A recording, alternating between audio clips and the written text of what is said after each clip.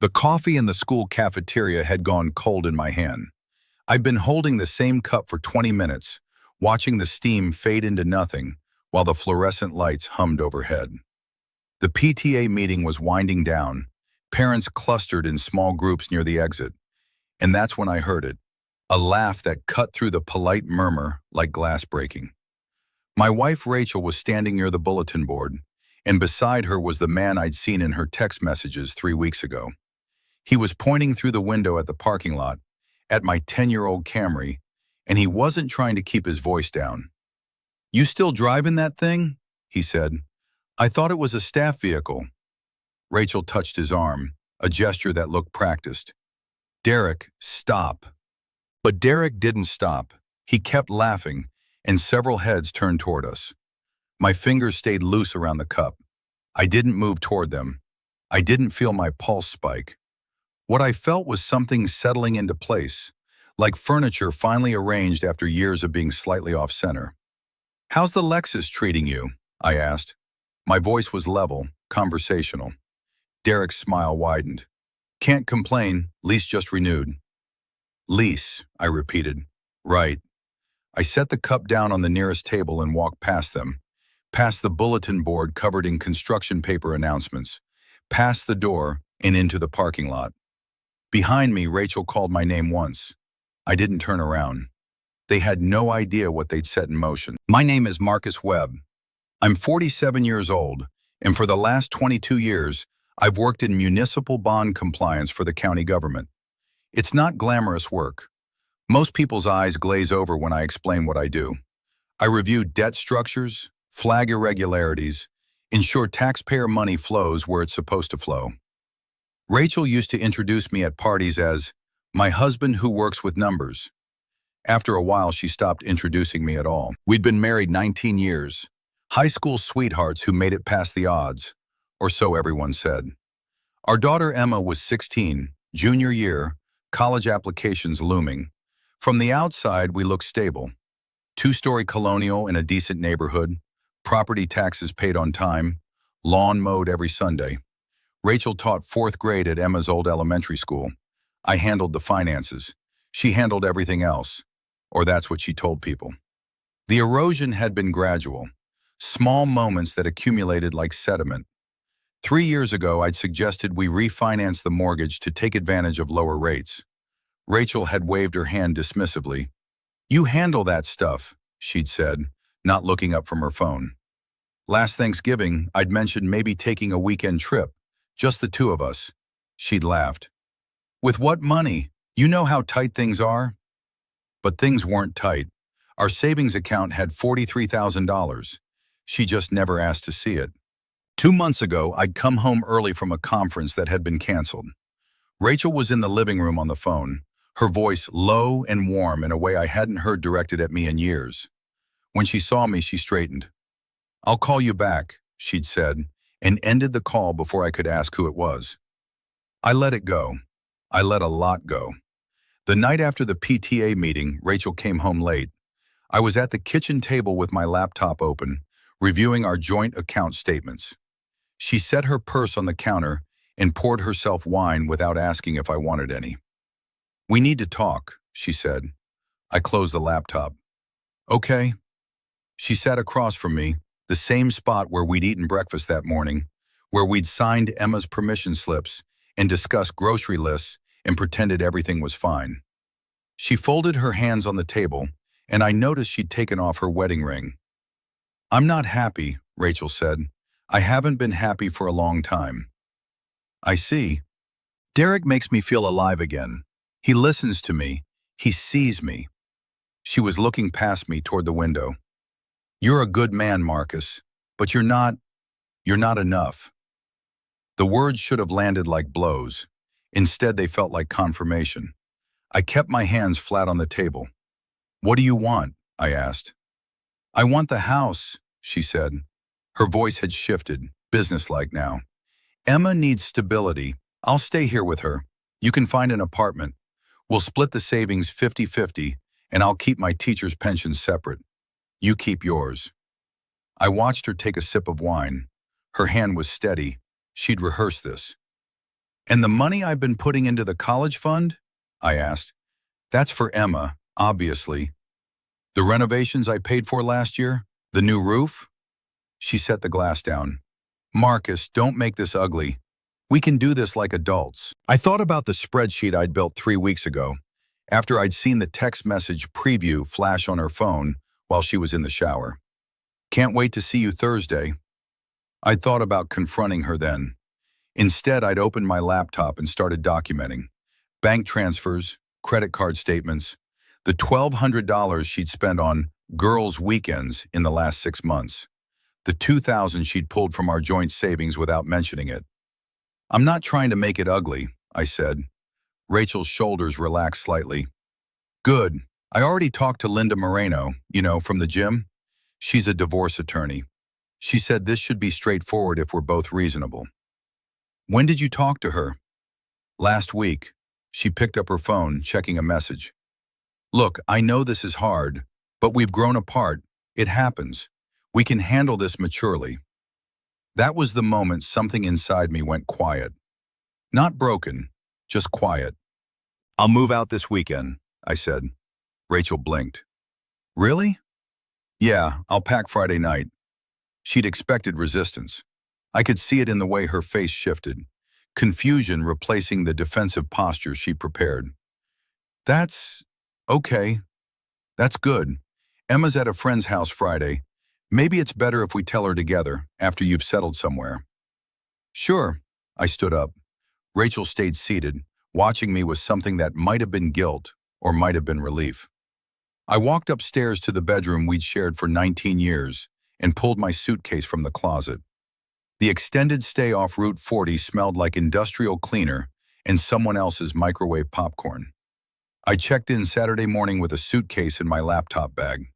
The room had a kitchenette I didn't plan to use, a queen bed with a synthetic comforter, and a desk near the window. I set my laptop on the desk and opened the folder I'd labeled Household Records. For 3 hours I worked. I pulled up bank statements and highlighted transfers. I screenshots text messages from Rachel's old phone. She'd upgraded last year, but the cloud backup had kept everything. I organized receipts. I created a timeline. The work was methodical, procedural. It was what I did best.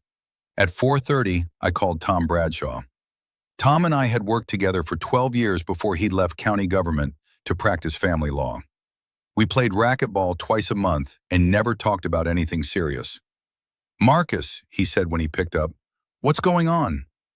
I need an attorney, I said. Rachel wants a divorce. There was a pause. When did this happen? 2 days ago. You sitting down? Yeah. Good, don't sign anything. Don't agree to anything. Don't move money around. Tell me everything. I told him. Tom listened without interrupting. When I finished, he was quiet for a moment. You have documentation? He asked. All of it. Good. Here's what we're going to do. I didn't feel angry. I felt focused.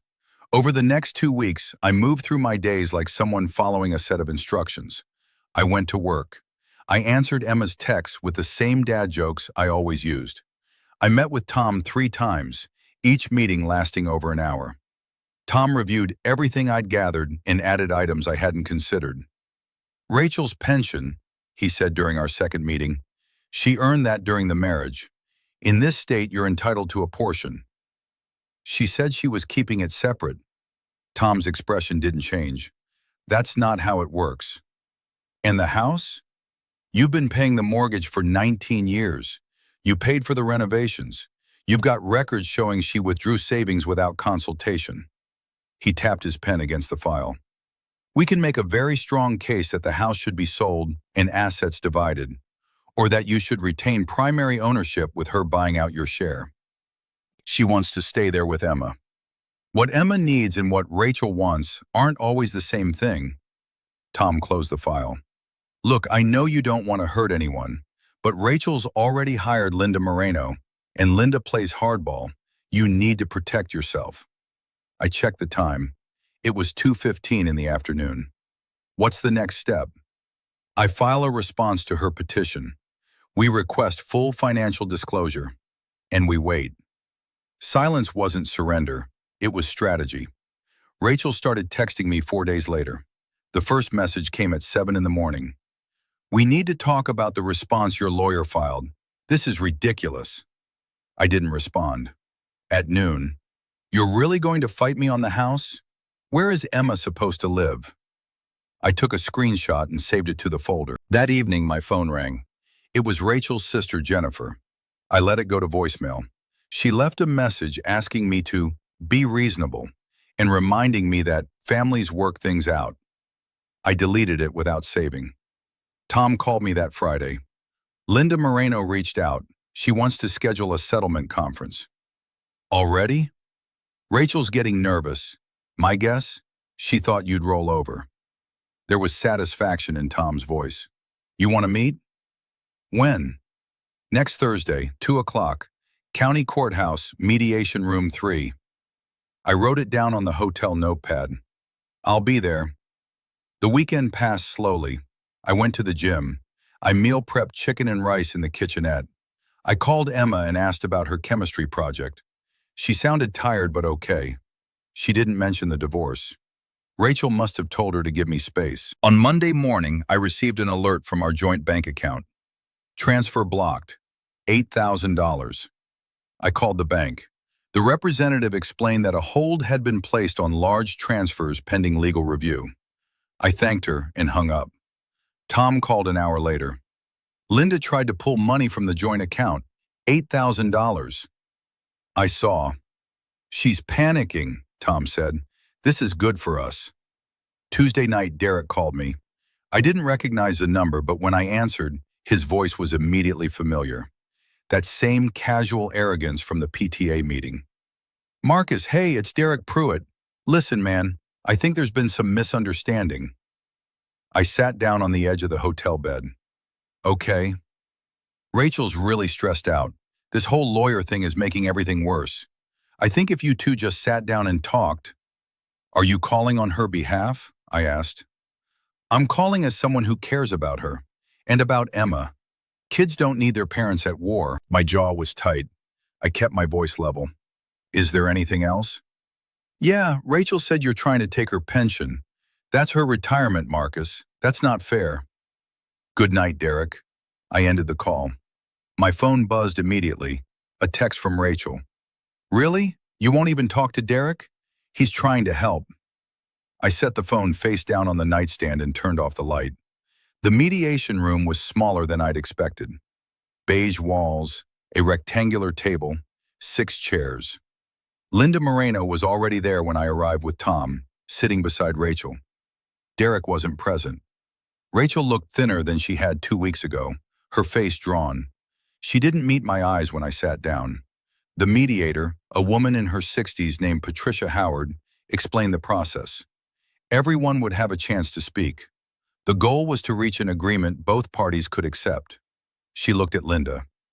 "Ms. Moreno, would you like to begin?" Linda opened a folder. "My client is seeking a fair and equitable division of assets accumulated during a 19-year marriage. She's prepared to be generous. She's offering Mr. Webb 50% of the joint savings, full ownership of his pension, and his personal vehicle. In exchange, she retains the marital home, her pension, and primary custody of their daughter." Patricia made a note. "Mr. Bradshaw?" Tom didn't open his folder. He already had it memorized. "My client rejects that offer. Mrs. Webb has systematically misrepresented the family's financial position while unilaterally making decisions about shared assets. We're requesting full financial disclosure, a 50-50 division of both pensions earned during the marriage, and either sale of the marital home with proceeds divided equally, or my client retains the home with Mrs. Webb compensated for her share of equity." Rachel's head snapped up. "That's insane. I can't afford to buy you out, and Emma needs—" "Mrs. Webb," Patricia said gently, "let's let the attorney speak." Linda's expression had hardened. "Mr. Webb paid the mortgage, yes, but Mrs. Webb contributed to the household in non-financial ways. She raised their daughter. She maintained the home." Tom pulled a document from his folder and slid it across the table. "Mrs. Webb withdrew $2,300 from the joint savings account over 6 months without informing my client. She spent an additional $4,800 on personal expenses charged to their joint credit card, expenses unrelated to household maintenance or their daughter's needs.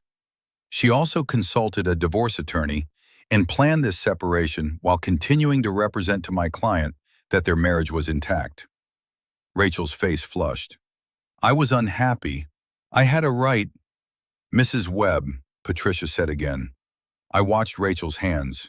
They were shaking slightly. She looked at Linda, who was scanning the document Tom had provided. We'll need time to review this, Linda said. Of course, Tom replied. We have additional documentation if needed. Patricia suggested a 15-minute recess. Linda and Rachel left the room. Tom and I stayed seated. She didn't expect this, Tom said quietly. No. You okay? I looked at the empty chairs across from us. Yeah. When Rachel and Linda returned, Rachel's eyes were red. She sat down stiffly, and Linda's mouth was pressed into a thin line. My client would like to make a revised offer, Linda said. The house is sold, proceeds divided equally. Both pensions are divided according to state guidelines. Joint savings split 50-50. She requests primary physical custody of Emma with joint legal custody. Tom looked at me. I nodded. We can work with that framework, Tom said. Patricia made notes. Rachel was staring at the table. I could see her breathing, shallow and quick. I want to say something, Rachel said. Patricia glanced at Linda, who gave a small nod. Go ahead, Mrs. Webb. Rachel finally looked at me. Her voice was softer now, uncertain. I didn't think it would be like this. I thought you'd understand. I kept my hands flat on the table, the same way I'd kept them that night in the kitchen. Understand what? I asked. That I needed more. Her eyes were wet now. That I deserved to be happy. The room was very quiet. I thought about the 19 years, the mortgage payments, the late nights reviewing budgets so she could buy things for her classroom, the vacation I'd planned for our 15th anniversary that she'd canceled because she didn't want to leave her students mid-semester. The thousands of small accommodations I'd made because I'd believed that's what marriage required. You chose who mattered when you stopped wearing your ring, I said. The rest is just paperwork. Rachel's face crumpled. Linda put a hand on her arm, but Rachel shook her head. She stood up, chair scraping against the floor, and left the room. Linda gathered her papers and followed. Patricia looked between me and Tom. I think we'll need to schedule another session to finalize details. That's fine, Tom said. I stood. Tom started packing his briefcase, but I walked to the window. The parking lot was visible below. Rachel was standing next to Derek's Lexus. He must have been waiting outside. She was crying, and he had his arm around her shoulders. I watched them for a moment, then turned away. Tom was at the door. You coming? Yeah, I said. 6 weeks later, I changed the locks on the apartment I'd rented near the college. It was a one-bedroom with hardwood floors and windows that caught the morning light. Emma had her own key. She'd been staying with me every other week, and last weekend she'd brought over some of her art supplies to keep in the closet. Rachel had moved in with Derek. The house had sold in 3 weeks. Good school district, move-in ready. The proceeds were divided exactly in half. Her pension would be split according to the court order. My attorney fees had been reasonable. I'd come out ahead, financially speaking. But that wasn't the part that mattered. I made coffee in the small kitchen, the same automatic movements I'd performed for decades. The air coming through the window was cool, early October sharpness that promised winter. I could hear traffic from the street below, the distant sound of a bus, someone's dog barking. Ordinary sounds, clean sounds. I thought about the night in the cafeteria, Derek's laughter, Rachel's hand on his arm. I thought about the moment I decided to stop pretending. Not to fight, not to rage, just to stop pretending. Silence isn't surrender. Sometimes it's preparation. I didn't feel triumphant. I felt unburdened. There's a difference. Triumph requires an enemy. What I'd done was simply stop carrying weight that was never mine to carry. My phone buzzed, a text from Emma. Coming over for dinner tonight? Absolutely, I replied. Your choice on takeout. Thai, obviously. I smiled and set the phone down. If you'd been in my place that night at the PTA meeting, would you have confronted them immediately, or would you have walked away and prepared? Tell me in the comments where you're listening from. Your presence means more than you know. If stories like this matter to you, subscribe. Let's keep walking this road together.